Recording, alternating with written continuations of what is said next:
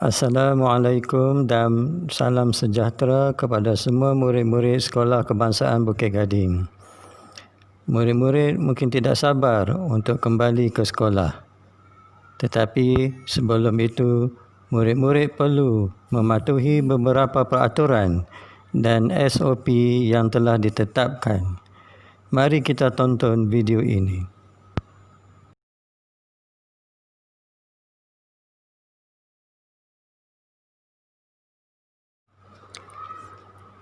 Murid-murid yang tidak berbasikal dikehendaki beratur dan kekalkanlah jarak 1 meter di pondok menunggu.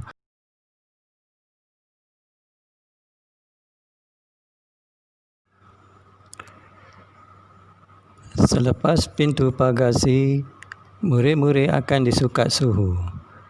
Pastikan murid-murid beratur mengikut barisan lelaki dan perempuan. Suhu disukat dan jika suhu anda di bawah 37.5 darjah Celsius, anda dibenarkan untuk masuk ke kelas.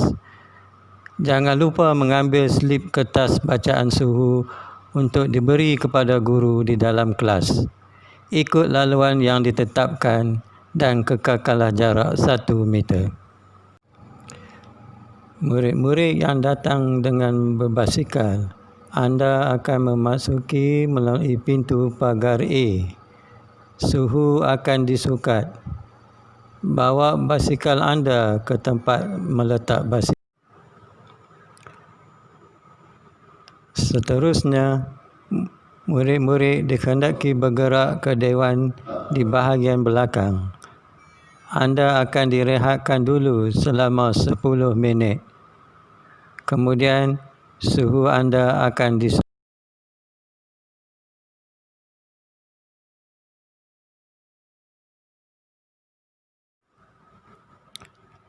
Sebelum masuk ke dalam kelas, basuh tangan anda.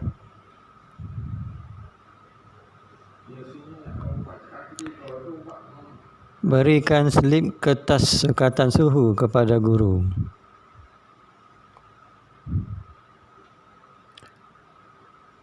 Murid-murid akan diberitahu oleh guru tempat duduk yang telah ditetapkan.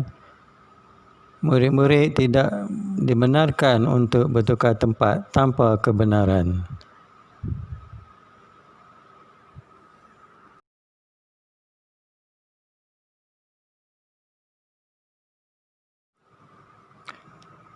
Pastikan murid-murid telah membawa sapu tangan, 2 helai kain buruk, plastik kosong untuk menjaga kebersihan diri dan juga kelas. Murid-murid adalah tidak dibenarkan untuk berkongsi peralatan. Asahkan pensel anda di tempat duduk anda sendiri ke dalam plastik kosong yang telah anda bawa dari rumah. Murid-murid tidak dibenarkan untuk bergerak dan menggunakan tong sampah besar yang disediakan. Berikut adalah bagaimana murid-murid akan bergerak ke kantin. Keluar ikut pintu keluar yang telah ditetapkan dalam kelas. Beratur dan kekalkan jarak 1 meter. Murid yang membawa bekal dari rumah tidak perlu ke kantin, kekal berada dalam kelas.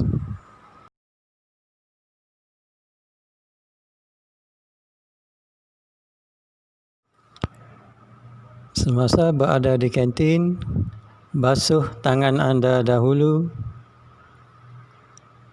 Ikut laluan yang ditetapkan lelaki dan perempuan. Murid-murid dikehendaki menunggu giliran.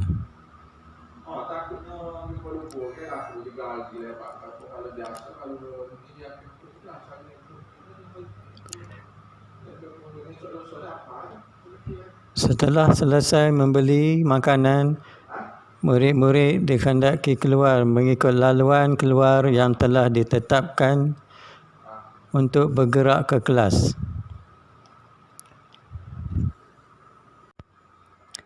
Setelah selesai murid-murid membeli makanan di kantin, murid-murid akan bergerak naik ke kelas dan akan makan di kelas sahaja. Murid-murid tidak dibenarkan untuk makan di kantin atau lain-lain tempat yang ada di kawasan sekolah.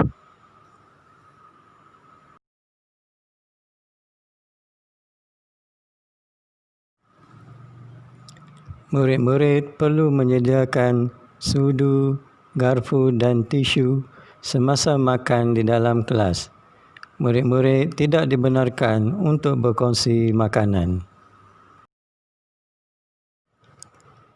Sekarang marilah kita lihat SOP untuk ke tandas, keluar mengikut laluan keluar dalam kelas. Gantung kad kebenaran di tempat yang disediakan. 4 orang murid sahaja dibenarkan masuk. Jika didapati ada 4 kebenaran, sila tunggu di luar dan kekalkan penjarakan. Setelah selesai, basuh tangan, ambil kad dan kembali ke kelas. Bagi murid yang sakit semasa PDPC sudah berlangsung, murid tersebut akan dibawa ke bilik isolasi oleh guru-guru yang bertugas. Semasa di dalam bilik isolasi, murid tersebut suhu akan disukat dan murid tersebut akan berehat di dalam bilik isolasi. Seterusnya, guru akan menghubungi ibu bapa murid berkenaan untuk dibawa pulang.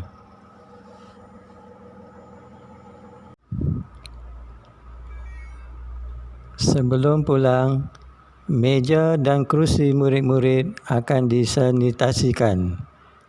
Semua sampah yang tidak dikehendaki dibuang dalam plastik kosong murid dan dibawa pulang untuk dibuang di rumah.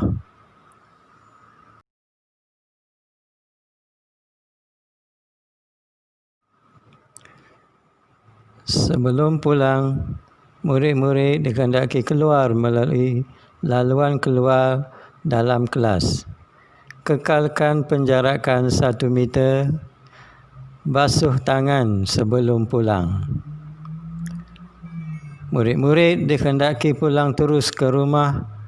Murid-murid tidak dibenarkan untuk berhenti di mana-mana tempat.